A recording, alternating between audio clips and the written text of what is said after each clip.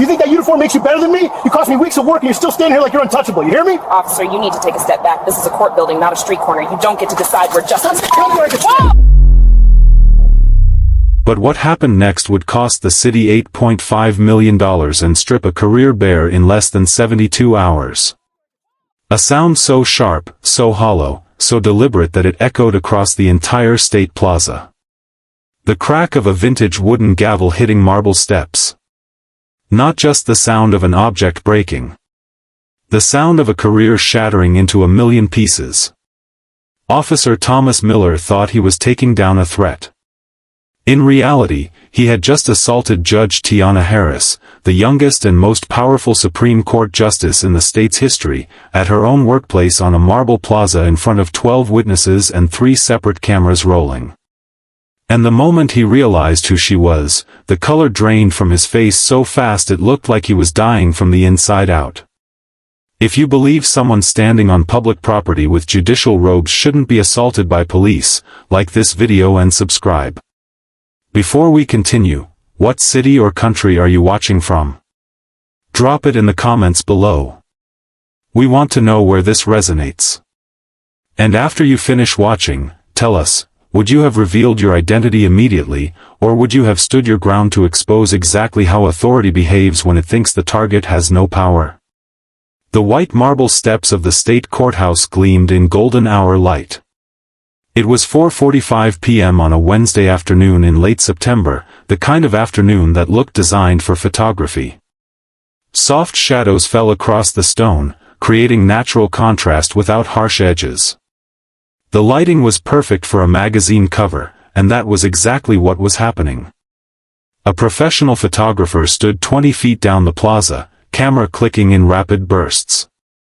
A stylist adjusted the hem of a black judicial robe between shots, straightening fabric with practiced precision. The wind moved gently across the courtyard, lifting the robe slightly, revealing a flash of red stilettos, bold confidence against austere stone. The moment was controlled. Professional. Dignified. Judge Tiana Harris stood motionless on the center steps, holding a vintage wooden gavel. Not gripping it. Cradling it. The gavel was a family heirloom, passed down through 4 generations, the symbol of judicial authority and the weight of office she carried daily. Her posture was calm. Her expression was composed. She was exactly where she belonged, on the highest courthouse steps in the state, being photographed for a national law magazine celebrating her first year as the youngest Supreme Court justice in state history. She was 35 years old. She had risen from neighborhoods where police arrived with violence and left with warrants. She had clawed her way through undergraduate work, then law school at Harvard, then every rank of the judicial system until she sat on the bench that mattered most. She was brilliant. She was commanding. She was deeply respected by district attorneys and courthouse custodians alike. In the legal community, she was known as the architect, not because she built things, but because she deconstructed corruption with surgical precision. Nothing escaped her analysis. No lie survived her scrutiny. And once she had decided a case, it stayed decided. The photographer continued shooting. The stylist stepped back. Judge Harris remained still, aware of the camera, comfortable in her own presence. The moment felt peaceful. Contained. Professional. That peace lasted 7 more seconds. The sound arrived before the vehicle. Tires screeching. The high-pitched protest of rubber meeting pavement at speed. The pleasant afternoon shattered instantly. A patrol cruiser hopped the curb 20 meters away, traveling too fast for a public plaza, stopping too close to the marble staircase. The sudden disruption drowned out the camera shutter. The photographer's eyes widened. The stylist stepped backward. Judge Harris remained still, not frozen, but composed. Still processing what had just happened. Officer Thomas Miller exited the cruiser first. Mid-40s. Heavy build. The kind of officer who moved like he had already decided the story in his head before gathering any facts. He adjusted his sunglasses not to block the sun, but to hide his eyes. He did not assess the situation. He did not identify a threat. He did not request clarification or context. He simply looked at Judge Harris standing on the steps holding a wooden object, and he made a snap judgment that would reshape the rest of his life. 2 rookies exited behind him. Younger. Both hesitating at the disruption. Both uncertain why they were here. Both waiting for Miller to explain something that required explanation before violence could be justified. But Miller didn't wait for anything. He moved with the predatory energy of a man who believed his authority gave him the right to interrupt anything, to question anyone, to demand compliance from citizens who were simply existing on public property. Judge Harris watched him approach. She did not raise the gavel. She did not lower it. She held it exactly as she had been holding it before the cruiser arrived, with reverence, with control, with the quiet dignity of someone accustomed to standing in spaces of power. Miller reached the base of the steps and shouted upward without climbing them. His voice carried the particular aggression of someone who considered verbal commands a courtesy before physical enforcement. Drop the stick. Step away from the building. Now. Judge Harris did not drop the gavel. She did not step away. She remained still, her body language unchanged, her composure intact. She was about to observe exactly how authority behaved when it believed the target had no power. She was about to test the system she had sworn to uphold. And she was going to do it from the position of someone who looked defenseless to someone blinded by prejudice. Miller interpreted her stillness as defiance. He ascended the steps with aggressive urgency, his hand hovering dangerously close to his holster. He did not ask what she was doing. He did not request identification. He simply continued his verbal assault with escalating certainty. You are disturbing the peace. You are brandishing a weapon. Comply now or we will make you comply. The tone was not procedural. It was predatory. Judge Harris remained motionless. When she spoke, her voice was steady and dangerously calm.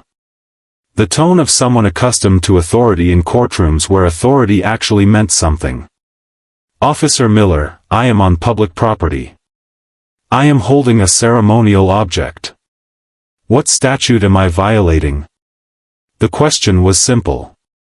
Lawful.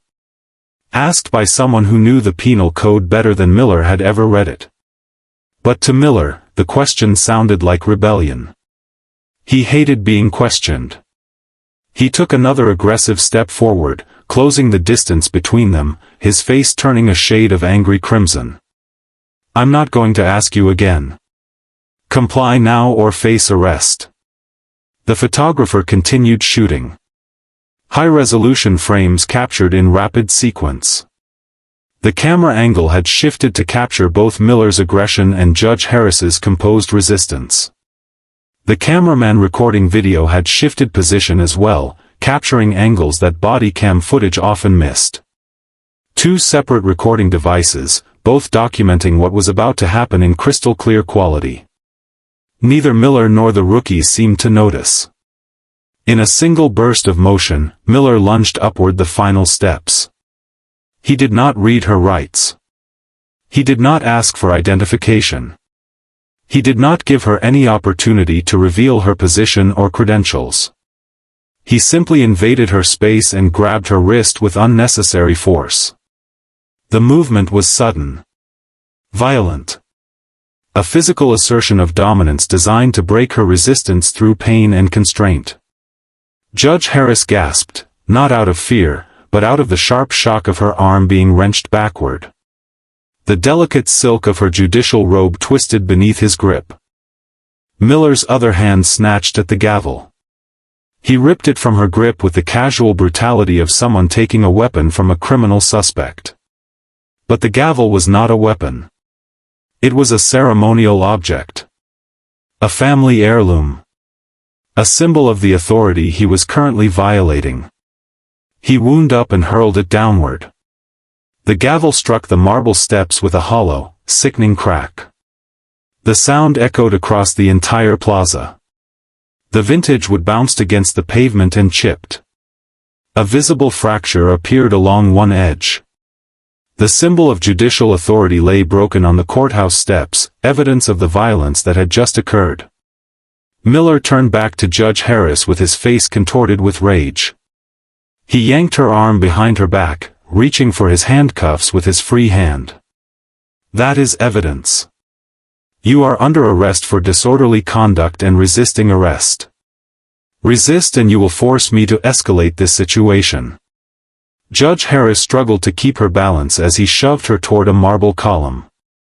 Her voice remained controlled, even as her body was being forced into submission. "I am standing still. I am not resisting. You are violating my constitutional rights." Miller did not respond. He spun her around, slamming her chest against the hard marble. The impact was brutal. The sound was unmistakable. He fished for his handcuffs and ratcheted them tight around her wrists. Wrists that had signed hundreds of warrants. Wrists that held the power to imprison dangerous criminals. Now they were bound in cold steel by a man who didn't even know her name. The magazine photographer, terrified but quick-thinking, didn't stop shooting. He continued capturing images in high-resolution burst mode. The fear in Judge Harris's eyes. The vein bulging in Miller's neck. The twisted fabric of the robe. The broken gavel on the steps. Every detail that would later prove absolutely what had occurred. Miller turned to the cameraman and pointed a shaking finger. "You put that camera down or you're next. That's obstruction of justice." But the cameraman kept filming. He knew what Miller was too blind to see. Every shove. Every insult. Every violation of protocol was being recorded in crystal-clear quality. Miller wasn't just arresting a woman. He was documenting his own demise. Miller dragged Judge Harris down the steps she presided over every day, parading her like a trophy.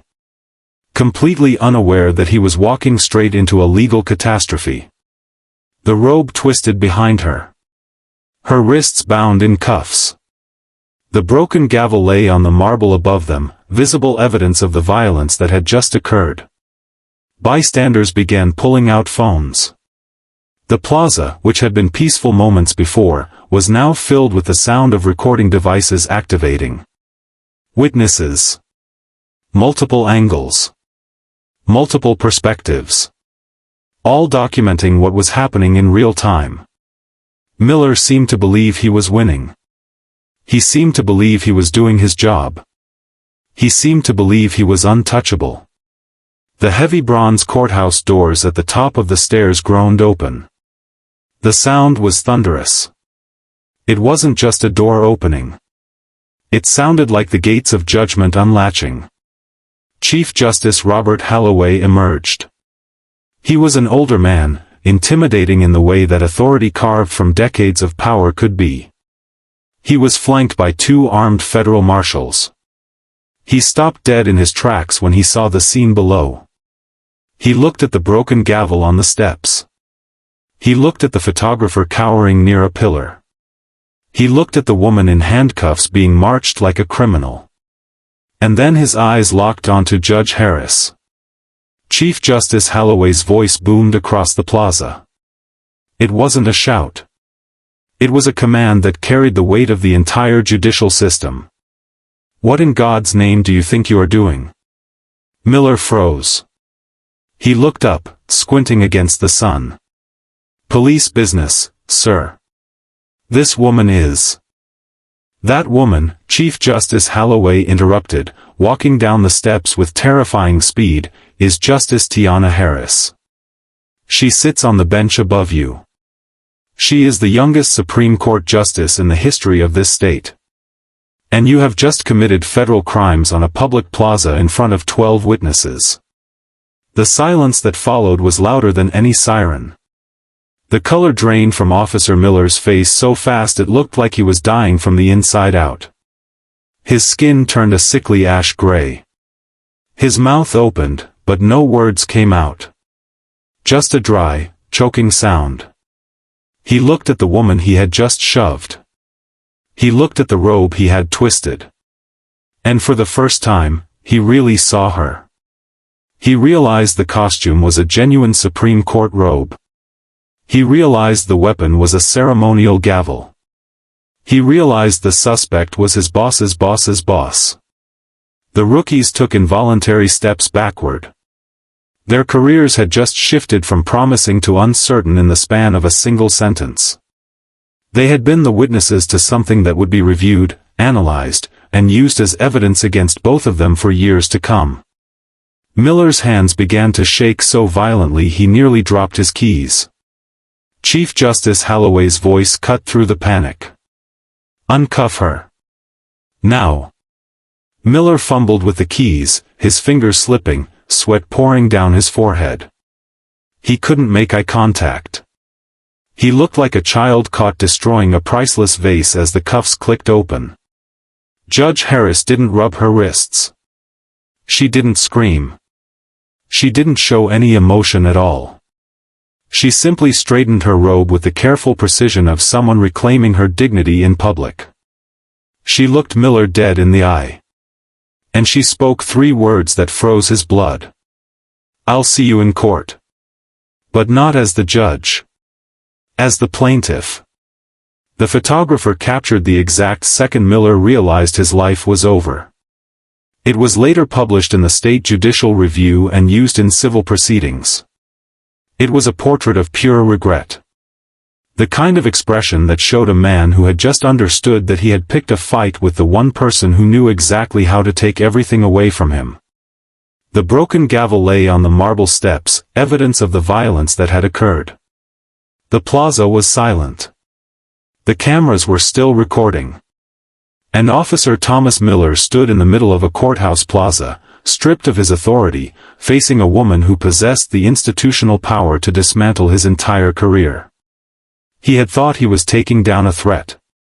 He had just assaulted a Supreme Court justice on a public staircase in front of the world.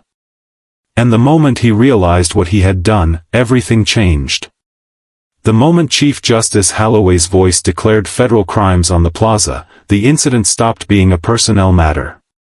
It transformed into a constitutional crisis. Within 2 hours, the local prosecutor's office issued a recusal statement, conflict of interest too significant to proceed. The county district attorney did not investigate his own police department when the victim was the judiciary itself. Instead, the case was forwarded to the state attorney general's office. State investigators arrived before sunset. Not the routine internal affairs team that typically handled officer misconduct. This was the forensic crimes unit.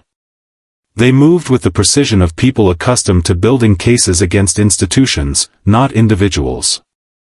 They had authority that superseded departmental chain of command. They had access that local supervisors couldn't restrict.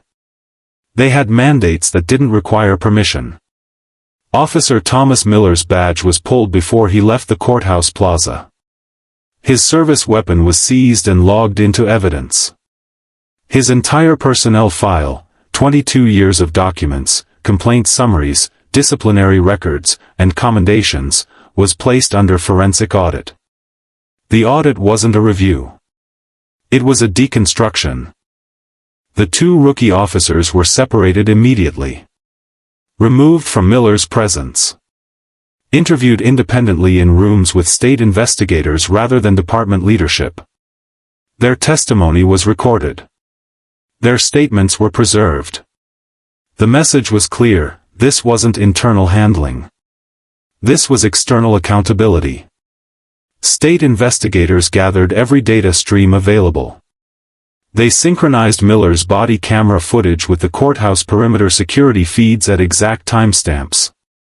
They collected bystander phone footage from the plaza, 7 separate recordings from witnesses who had activated their phones during the incident.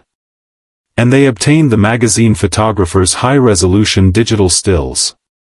The still photographs became the most devastating evidence in the forensic reconstruction. Unlike video, which captured motion in continuous flow, the stills froze individual moments in perfect detail. They showed Judge Harris's posture in the exact moment before Miller grabbed her wrist. They showed her hands in relation to the gavel. They showed her facial expression, composed, unafraid, controlled. They showed Miller's face contorted with rage before he escalated. The stills removed ambiguity. They removed the possibility of misinterpretation. They simply showed what happened, frame by frame, from a professional photographer who had been documenting the moment before violence even began. Investigators reviewed Miller's written report line by line. He had claimed Judge Harris was threatening. The footage showed her standing still. He had claimed she was brandishing the gavel in a striking posture. The photographs showed her holding it with reverence, at her side. He had claimed she resisted arrest. The video showed her complying with every physical command, even as she verbally asserted her constitutional rights. He had claimed she initiated the conflict. The photographer's stills showed her composed and unmoving until the moment he attacked. Every statement in his report was contradicted by evidence. Every claim was dismantled by documentation. The forensic reconstruction didn't just prove he was wrong. It proved he had lied. Technicians analyzing Miller's body camera footage discovered a suspicious anomaly. A microgap at the critical moment. Specifically, at the precise second Miller grabbed Judge Harris's wrist, the camera feed interrupted for 1.3 seconds. A black frame. A digital pause. The body camera had malfunctioned or been toggled off at the exact moment of physical contact. In any other investigation, this would have been explained away as a technical glitch. Equipment failure. Battery issue. The kind of thing that happens with body cameras in the field. Except the photographer's high-resolution stills filled the missing 1.3 seconds perfectly. Every detail of the contact. Every moment of the grab. Documented from a different angle, at the same timestamp, in perfect clarity. The gap triggered a wider forensic audit of Miller's entire decade of recordings. State technicians reviewed his body camera logs across 22 years of service. What they discovered was a pattern. Not random malfunctions scattered across time. A clustered pattern. A suspicious pattern. Camera interruptions happened disproportionately around use-of-force moments. The interruptions were logged with manual toggle entries rather than automatic power failures. Battery swaps occurred during critical incidents with frequency that defied statistical probability. The audit revealed that Miller had either deliberately disabled his body camera during force moments, or had systematically managed to activate malfunctions at precise moments when documentation would have been damaging. Either interpretation meant the same thing: he had been hiding evidence. State investigators opened Miller's complete personnel file and began a systematic review of every complaint, every use-of-force incident, every interaction logged across his service history. What they found was a consistent narrative, repeated across multiple decades with ritualized precision. Vague language about suspects resisting arrest. Disproportionate force applied to minorities. Prior complaints submitted by citizens who had no money for lawyers, no institutional leverage, no platform to challenge official narratives. Those complaints had been investigated internally by supervisors who consistently found no wrongdoing. The investigations had been cursory. The documentation had been minimal. The outcomes had been predetermined closures with designations like unfounded or exonerated. Investigators identified a particular supervisor in Miller's chain of command. A captain with 28 years of service whose approval signature appeared on case after case involving Miller. This captain had repeatedly cleared Miller's reports. This captain had downgraded complaint severity in summary documents. This captain had recommended follow-up interviews with complainants. This captain had stated that Miller was a thorough and dedicated officer whose street instincts had proven reliable. The pattern suggested an internal protection pipeline. Not accidental oversight. A deliberate system of insulation that allowed Miller to operate with minimal accountability because the people supposed to supervise him were actively protecting him. The two rookie officers who had been with Miller on the day of the courthouse assault provided testimony that exposed how misconduct reproduced itself through hierarchy. They described Miller's pattern of escalating confrontations when citizens questioned his authority. They recounted how he had taught them that compliance meant dominance, that silence meant guilt, that any question required immediate escalation. They described specific training moments where Miller demonstrated how to control a scene by establishing authority through intimidation rather than procedure. They recounted incidents where they had expressed concern about his tactics, and Miller had responded by marginalizing them, questioning their commitment, suggesting they weren't cut out for street work. The rookie's testimony revealed something more damaging than Miller's misconduct alone. It revealed how the culture of the department had normalized his behavior. How younger officers learned to replicate his patterns. How institutional failure wasn't confined to one bad actor. It was systemic, reproduced through training, reinforced through supervision, and protected through administrative closure. The investigation triggered automatic reviews of cases where Miller had been the primary officer and complaints had been closed without investigation. Former complainants were located and contacted. Victims who had been discouraged from pursuing accountability, who had moved on with their lives, suddenly found themselves part of an official investigation that finally took them seriously. A college student who had been tackled and pepper-sprayed for jaywalking agreed to participate. An elderly tourist who had been detained for loitering while consulting a street map came forward. A delivery driver who had been stopped and searched based on vague, suspicious behavior, provided his original statement. Their complaints, filed years prior and dismissed as unfounded, were now being re-examined with forensic scrutiny. The state investigators discovered that Miller's use of force incidents against minorities followed a pattern identical to what had occurred on the courthouse steps. The same vague accusations. The same escalation from verbal command to physical force. The same body camera malfunctions. The same protective supervision that closed investigations before they developed. City attorneys recognized the trial risk as catastrophic. The evidence was multi-angle video from multiple sources. The still photographs were professionally taken and chronologically precise.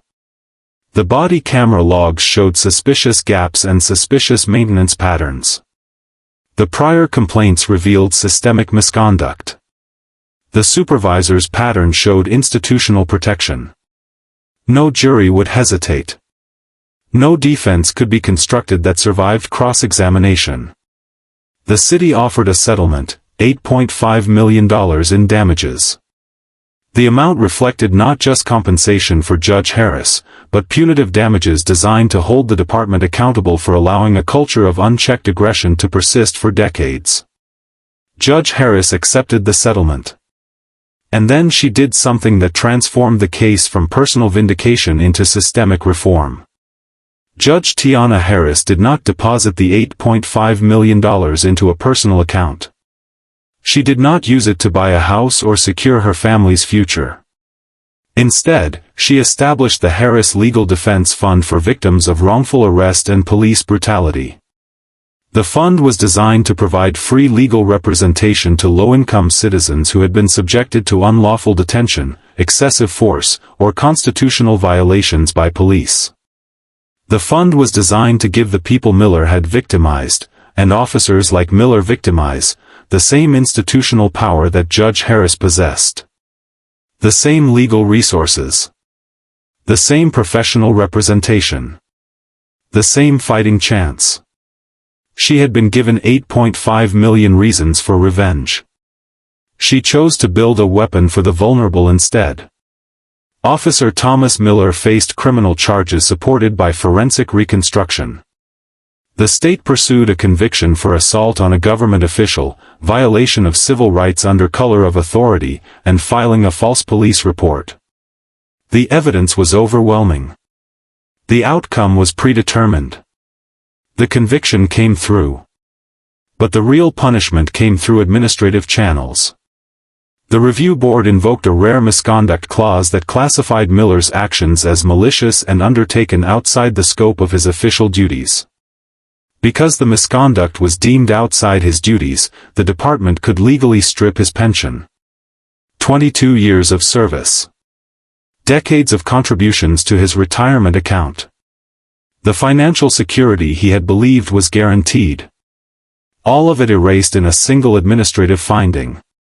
He was terminated without severance. He was removed from the force with nothing. No badge. No gun. No pension. No future employment prospects in law enforcement anywhere in the state.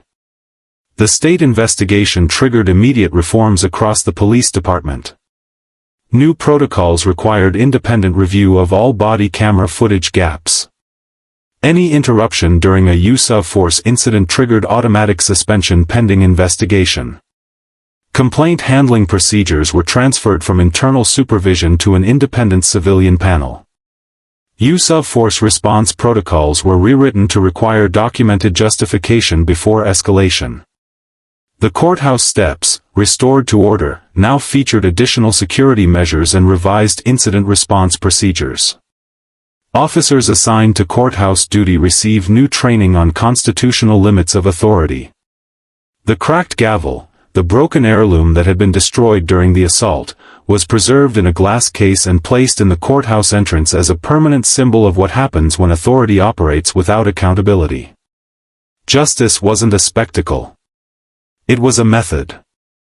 And the method had dismantled everything Miller thought was untouchable. If you like this video, make sure to hit that like button, subscribe, and turn on the notification bell so you don't miss the next story. Share this video with someone who would appreciate it, and let's keep building this community together. And before you go, drop a comment below. I'd love to hear your thoughts on what stood out to you the most. Until next time, stay safe, stay curious, and I'll see you in the next.